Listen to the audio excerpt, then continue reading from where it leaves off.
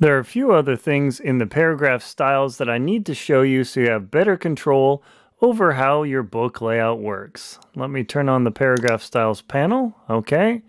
And I've got a paragraph here that's got some hyphens and things going, but I need to shut off the baseline display so I can better see what's going on. If you remember, go to View, and then Grids and Guides, and then Hide Baseline Grid. Good. Now I can see the edge of my text a little bit better, and I can see that there are 3 hyphens in this paragraph. Now that's not necessarily a bad thing, but I want you to have the choice to figure out, does this make sense or not? So what we do is we double click into our text, so the cursor is blinking. We come to body paragraph, double click there, so we can begin making our choices. And then we're going to go down to hyphenation.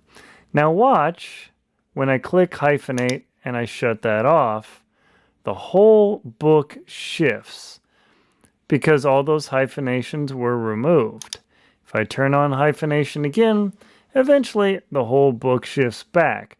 So this is a very powerful tool because all these hyphenations dramatically can shift the book around. Now, whether you say words with at least 5 letters after so many letters before, you can set up all of these rules here. If I start shifting and clicking and playing, you won't see anything happen here because I'm playing with a full manuscript. But I do this or point this out as an assignment to you.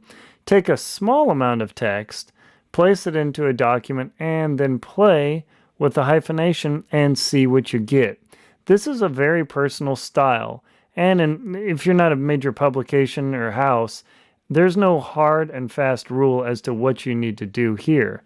Usually you don't want to go crazy with 5 or 6 hyphens per paragraph. That's a bit messy.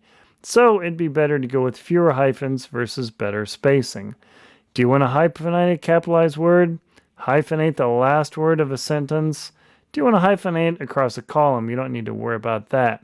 Those are all things that you need to play with in your manuscript. Another tool that you want to experiment with are the keep options, because one of the problems is if you read this sentence and you come to the next page, you have a single word Bennett just sitting here out in space, and that really doesn't look good. I'll show you some other tricks in later lessons, but one of the ways to deal with that is to go into body paragraph and go into keep options. Now this is something that I would highly recommend playing with as a short option of text, because working with an entire manuscript, it really is hard to control. But you can control how many lines get kept together at the beginning and ending of a paragraph to prevent those weird sort of things hiding out there. And InDesign will do all the adjustments for you.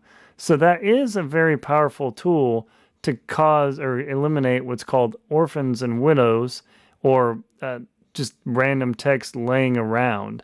So you have to make a judicious decision on if that looks good, because if you shut that off and just Bennett sits there on a page, trust me, that looks bad. You don't want to do it.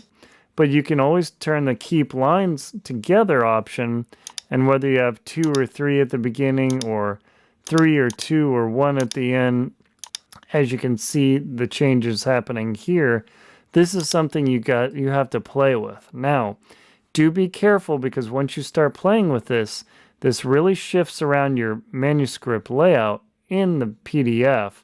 So once you start adjusting the keep options, you're somewhat committed, because if you turn this back off and the whole book shifts and you've done other things to it, you're going to cry.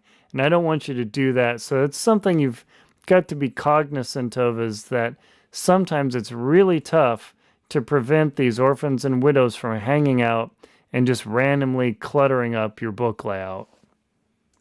I hope you found this video on InDesign helpful. I've got an entire instructional course on how to take your manuscript and fix it up, run it through InDesign, and generate a professional PDF. Check out the link below in the description. Click into it and learn all about InDesign and learn everything you need to generate that professional print-ready PDF. My name's Aaron Linsdau. I'm a polar explorer and professional InDesign instructor. Thank you very much for watching. Please like and comment on the video. And if you found this helpful, subscribe to the channel. Thank you very much for watching, and I'll see you in the next episode.